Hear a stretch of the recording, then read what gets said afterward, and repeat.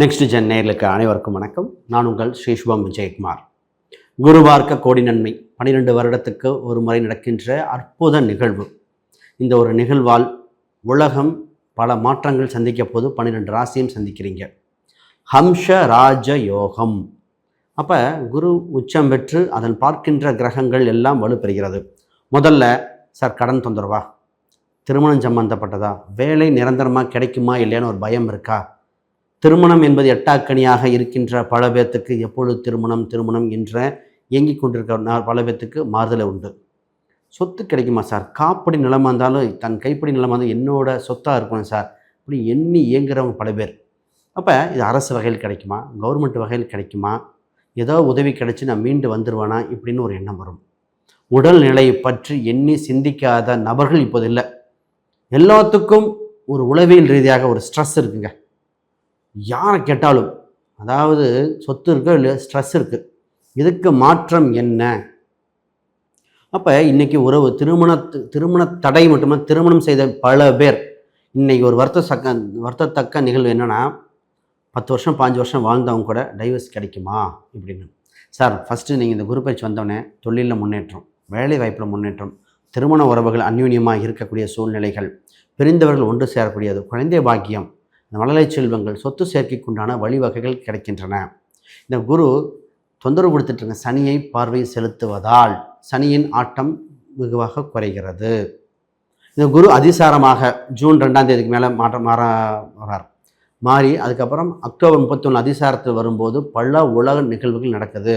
தங்கத்துக்கு ஏன் சார் தடை வந்தது, அப்போ அது மாற்றம் என்ன, பொருளாதார சேர்க்கைக்கு இவ்வளோ தொந்தரவா, இது மாதிரி பல எண்ணிலடங்க கேள்வி இருக்கு இல்லையா, அத்தனைக்கும் ஒரு திருப்பம் ஏற்பட போது உங்கள் ராசிக்கு நிச்சயமாக மீண்டு வர வழிவகைகள் இருக்குது. இதுக்குண்டான விஷயத்தை பார்ப்போம். மகர ராசி அன்பர்கள், கலஸ்தரத்தில் குரு, நட்பை குறிக்கின்ற, பார்ட்னர்ஷிப்பை குறிக்கின்ற 7ஆம் வீட்டில் குருவார்க்க கோடி நன்மை, ஹம்ச ராஜ யோகத்தை அனுபவிக்கின்ற ராசி நீங்களும் ஒருத்தர்.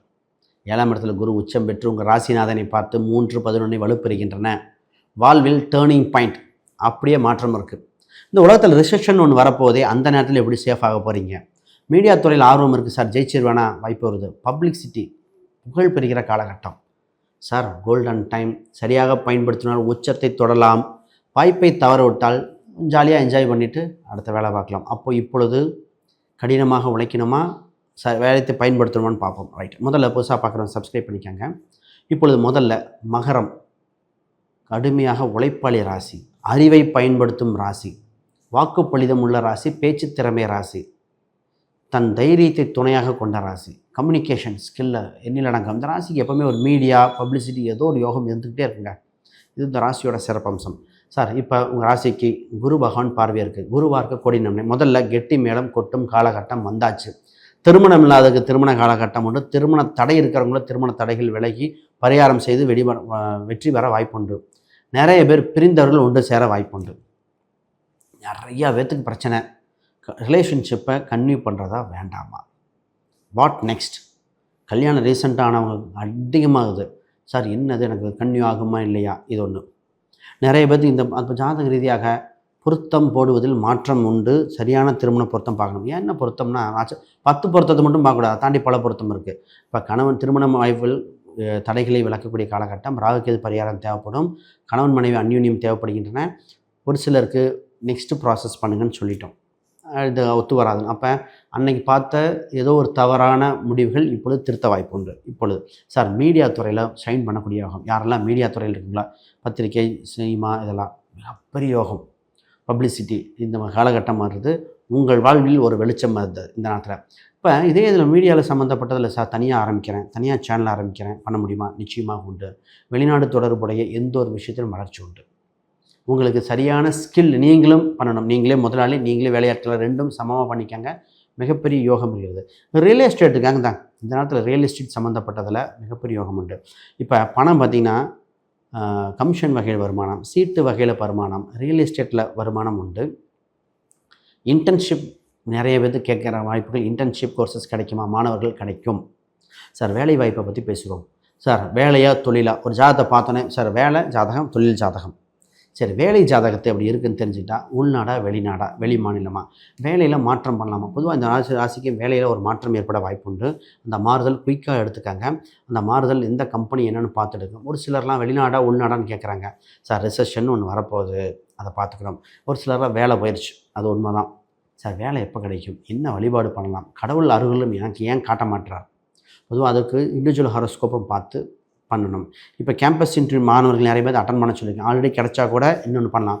இப்போ ஒரு கேள்வி வந்தது, அந்த தம்பிக்கு சென்னையில் கிடச்சிருக்கு, பெங்களூரில் கிடச்சிருக்கு, இது ரெண்டில் எந்த கம்பெனி போகலாம்? நான் சொன்னேன், இதில் வெளிநாட்டு கம்பெனி எது?